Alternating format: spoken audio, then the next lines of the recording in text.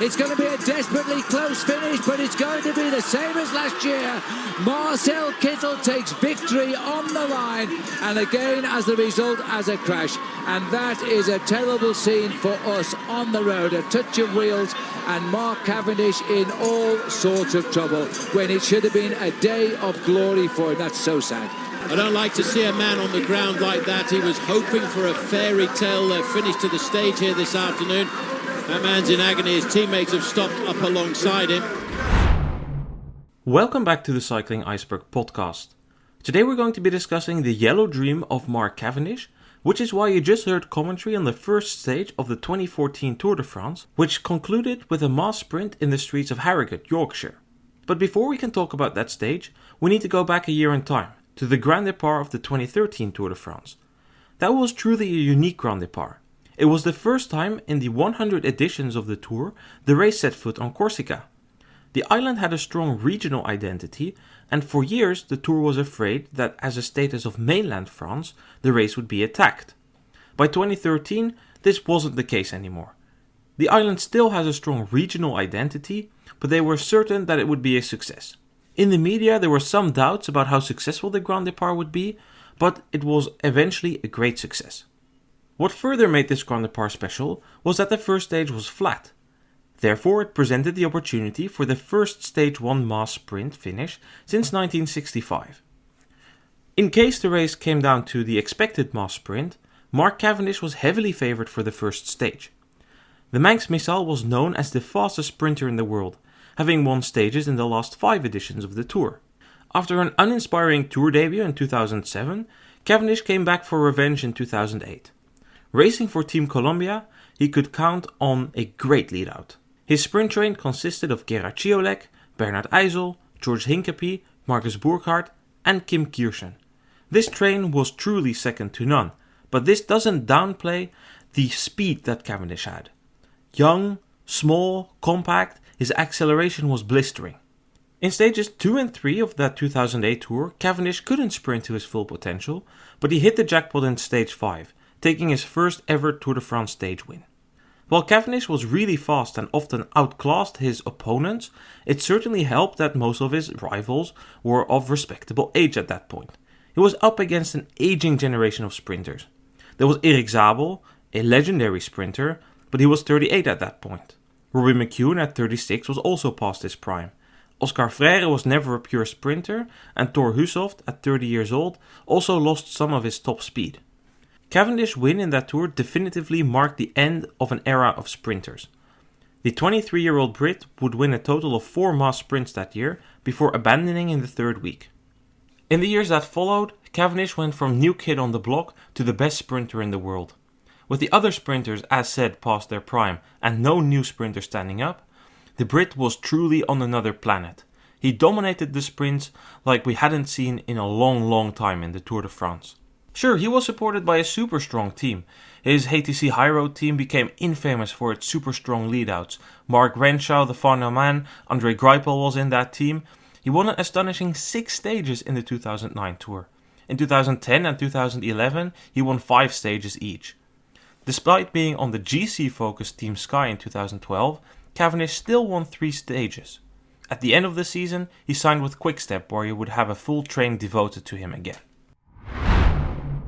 The flat stage at the beginning of the 2013 Tour de France was a unique opportunity for Cavendish to finally wear the yellow jersey. Since 1967, the Tour had become profound on prologue Grand Départs. From 1967 until 2008, every Tour had started with a prologue, although there was one year when it started with a prelude, which was pretty much a prologue, but then just of 1 kilometer. However, as the race modernized ever so slightly, the mentality of the Tour course designers started to change. In 2008, the race started with a regular stage. This was a hilly stage, which was won by Alejandro Valverde. 3 years later, Philippe Joubert won the first stage, which finished slightly uphill again. Cavendish finished 6 seconds down then, hoping to take the yellow jersey in the team time trial the following day. But his ATC team finished 5th. After having already donned the red jersey in the Vuelta and the pink jersey in the Giro, the first stage of the 2013 Tour de France seemed like the perfect opportunity for Cavendish, who had become world champion in 2011, to fill the only gap missing on his palmares. Cavendish raced the Giro that season, in which he won 5 stages, including the first one. He was the big favourite for the first stage, but things didn't go his way.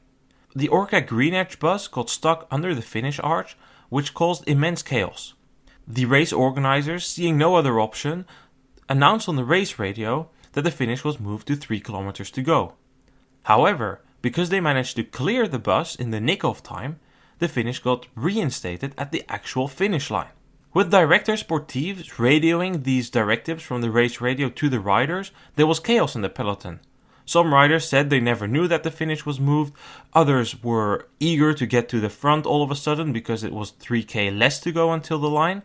This together led to a big crash with 5 kilometers to go. Cavendish didn't hit the deck himself, although it was one of his teammates who went down first. Nevertheless, Cavendish was held up and saw his yellow dream being shattered apart. Instead of him, it was Marcel Kittel from Argos Shimano who became the first sprinter since Rick van Looy in 1965 to win the first stage and put on the yellow jersey. For the 25-year-old Kittel, this was his breakthrough at the biggest race of the season. A year prior, the sprinter, who was considered one of the biggest talents in the peloton, had to abandon the Tour with illness. He didn't get to show himself in a single mass sprint. Now he had delivered a huge success for his team, which once had the smallest budget in the World Tour. Kittel's win in the first stage was no lucky shot. The German sprinter would go on to win 4 sprints that Tour. The other German sprinter, André Greipel, Cavendish's former lead-out who was now the main sprinter of Lotto, also won a stage. These 2 Germans entered the prime of their career, which meant that Cavendish's domination, his firm grip on the Tour, his position as leading sprinter, had apparently come to an end. Cavendish did win 2 sprints that Tour, but overall it was a disappointing Tour for Cav. The 2014 Tour gave Cavendish the opportunity to get revenge for his missed opportunity in the first stage of the 2013 Tour. This time there was extra pressure on Cavendish. The Tour started in Cavendish's home country, the United Kingdom, in Yorkshire as said. The first stage from Leeds to Harrogate was mostly flat. It was again a good opportunity for sprinters. There was an immense amount of pressure on Cavendish to perform in his home country. In the UK, they were certain that the Manx Missile would win the first stage. However, outside of the UK, Cavendish wasn't considered the favourite. After Kittel's dominant display in the 2013 Tour, he seemed to have taken the throne as best and fastest sprinter in the world. In the early season of 2014, Kittel had appeared stronger than Cavendish. There was a real rivalry growing between these two. You had the dynamic of Kittel being the new kid on the block, a young, good-looking German charismatic sprinter, taking it on against the reigning champion, the man who had won almost everything in his career, Mark Cavendish, the best sprinter in the world for at that part half a decade. What further added to this rivalry was an incident in the 2013 Tour de France. Now, the man on the floor was Tom Vehlers, one of Marcel Kittel's Argos Shimano lead-out men. Cavendish, seeing the wheel he wants to take, which is Greipel's on the left, starts to go around Vehlers, but doesn't get all the way around before he deviates from his line. So, there's no doubt Vehlers moves from his line first. It's a question of the degree to which Cavendish then swoops left. And the head-on shot is perhaps more damning because it shows him bracing and leaning in anticipation of the impact. I touch with him, but the road's bearing left. I know you're trying to get Mark Cavendish, a really bad sprinter again. The road's bearing left. 150 metres ago, the road bears left. I'm going to follow the road and not go into the barriers, as simple as it. Also Tom hat sich super fair verhalten, ne, und ist eigentlich auf seiner Linie geblieben. Und Kev gibt ihm halt voll den Bodycheck mit der Schulter. Und er fährt an ihn ran und hat die Schulter schon ausgefahren. So. Ich verstehe auch nicht, warum er nicht einfach mal zu uns in den Bus kommt und sich bei Tom entschuldigt, einfach so. Und die scheiß Twitter-Kacke, Alter, diese Kinderscheiße, die kann er sich sparen. Was hat denn er getweetet? Ja, es tut mir leid und lest doch alles, kannst du alles lesen. Yeah. You just heard audio from the 10th stage of the 2013 Tour de France finishing in Saint-Malo. In this stage there was a bend to the left with 250 meters to go. And in this bend, Mark Cavendish aggressively cut across to the left to take the inside, and by doing so he crashed out Tom Vehlers. The incident itself wasn't that bad. It was a combination between over-aggressiveness from Cavendish, who leaned in with his shoulder at the end, making it appear a lot worse, but the poor stage design, which Cavendish mentioned in his interview, can't be ignored. The final kilometer of that stage had 2 bends in it, making it more dangerous than necessary. However, during the tour, and you also just heard that, Argos Shimano, the team of Kittel and Velers, was being followed by a Dutch camera crew. They made a behind-the-scenes documentary. In this documentary, it became clear that Cavendish refused to apologize to Velers in person for his actions. He posted something on Twitter, he gave that interview in which he was hiding behind the course, and this certainly made Cavendish lose some appeal and popularity in the Netherlands and also to an extent in Belgium. Nevertheless, there were of course still a lot of people who liked Cavendish. He was outspoken, some people just liked his aggressive style of sprinting, and he was still very successful. This incident in the 2013 Tour certainly added to the rivalry between Cavendish and Kittel. I'll share a link to the documentary and the crash in the show notes. The Grand Départ in Yorkshire was an even bigger success than the Grand Départ in Corsica. Massive crowds lined up along the course not only to see Cavendish potentially take his first yellow jersey, just in general a passion for cycling, to cheer on cyclists. There were so many people lining up there. It was one of the best attended Grand Départs ever. To the racing then. After a mostly flat stage, a sprint was waiting for the riders. The final kilometer of the stage was slightly uphill. It shouldn't be hard enough to challenge the sprinters, but you certainly needed a powerful shot to have a chance at victory there. With 4 kilometers to go, Quickstep hit the front. They brought Cavendish into prime position, leading under the Flamme Rouge. However, on that steepest section of uphill right after the Flamme Rouge, Cavendish dropped back when Fabian Cancellara placed an attack. Cancellara did what he could, making a big push to take yet another Stage 1 victory. However, he got caught with 400 meters to go. Cavendish, too far back, without teammates because his team had hit the front too early, made a desperate all-or-nothing move to try and contest the stage win. Sitting around 15th position, he headbutted Australian champion Simon Gerrans through the final bend towards the right. He forced his way into a non-existing gap and crashed hard. He was on the ground and had to see yet another opportunity at the yellow jersey being lost. He eventually crossed the line, but had to abandon the tour the following morning with a broken collarbone.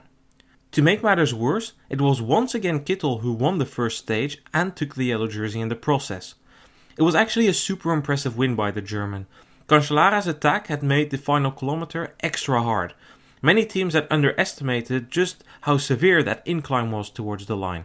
That Peter Sagan finished second ahead of Ramūnas Narvadauskas tells you about everything. Kittel was one of the only pure sprinters to contest the stage win. André Greipel, for instance, finished 18th. In fact, Chris Froome finished 6th in the stage. Cavendish came back after his collarbone fracture, but by 2015 people started questioning his future. Now at 30, the Brit seemed past his prime. He won several smaller races, but didn't perform well in the big races. In the 2015 Tour, he won one stage. It was his only top 3 finish that tour. Cavendish left Quickstep at the end of the season and signed with Dimension Data. While the South African team had won a stage in the 2015 Tour de France with Steve Cummings, it remained one of the smallest teams in the World Tour. The signing was seen as a significant step back in his career, perhaps a potential final big payday. At Quickstep, Cavendish got replaced by his rival Kittel, who left Giant Shimano despite an ongoing contract. The team had a fallout with its star sprinter after he wasn't selected for the 2015 Tour de France. The first stage of the 2016 Tour was once again a flat one. The Tour seemed eager to allow sprinters with the opportunity to take the yellow jersey at least for a day or two. Cavendish came into that Tour as an unknown factor. Sure, he finished second to Kittel in the Scheldeprijs early in the season, but he had focused a lot of his attention and efforts in preparing the Olympics, in which he wanted to compete on the track. The final kilometer of this first stage turned into a fierce battle between the trains of André Greipel, still racing for Lotto, Cavendish and Kittel. Under the Flamme Rouge, Lotto took control of the bunch. However, in the process they had lost Greipel. Cavendish cleverly benefited, surfing onto the wheel of the Lotto train. His experience came in super handy here. When world champion Peter Sagan of Tinkoff launched from far out, Cavendish remained calm. He slotted into the slipstream, and with 150 meters to go, he finally hit the wind for the first time. Cavendish had such a strong acceleration left, he blasted towards the stage win. At last, he had finally done it. He finally donned the yellow jersey, a result with quite some symbolism to it, as it was a Brit beating 2 German sprinters on Utah Beach. Cavendish enjoyed the yellow jersey for one day, but nevertheless had a super successful tour. He won 4 stages for Dimension Data. It was, however, long considered the final peak of his career. In 2017 and 2018 he had to abandon the tour early. In 2019 he didn't start at all. After suffering from the Epstein-Barr virus in 2020, his career seemed to come an end at Bahrain. He went into the break of Gent-Wevelgem and afterwards gave an emotional interview saying that his career was most likely over. However, in the 11th hour, Cavendish got offered a lifeline by Patrick Lefevere. The Brit partially paid for his own salary in order to return to Quick-Step. At that team, their main sprinters were both unavailable for the 2021 Tour. Fabio Jacobsen was injured after a horrific crash in the Tour of Poland caused by Dylan Groenewegen, and Sam Bennett was out of form and on bad foot with the team management.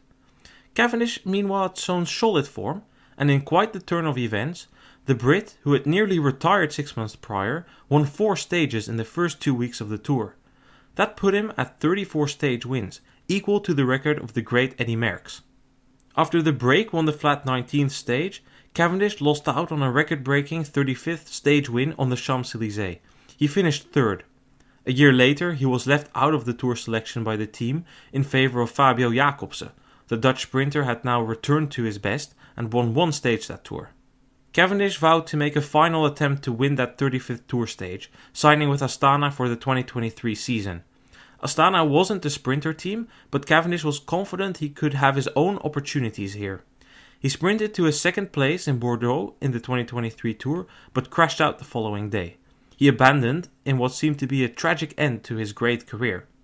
Not wanting to end his career on a low like this, Cavendish decided to come back for 1 more season, still racing for Astana. He put everything on the Tour, not racing the Giro that year. Everything came together in the 5th stage of that race. In a chaotic sprint, his experience helped him win the stage, becoming the lone record holder for most Tour stage wins. It was his only top 10 finish that Tour. It's interesting to consider the position of the Tour organizers towards the Grand Départ over the years. After a long belief in prologues, the ASO clearly seems to have stepped away from that belief. They've been experimenting with different types of stages, hilly, super hilly, stages where the Tour favorites already immediately need to be tested. And last year we had a hilly stage design, a transition stage if you will, which we typically see somewhere in the 2nd or 3rd week. The Breakaway won that stage. Now this year we're back to a flat Grand Départ, offering the sprinters the first opportunity to take the yellow jersey in 5 years. Back then it was Alexander Kristoff who took the stage win in Nice, although that stage was hilly but completely rained away. Let's see who comes out on top this year. Tim Merlier, Jonathan Milan, Jasper Philipsen, or maybe somebody else. Let's find out.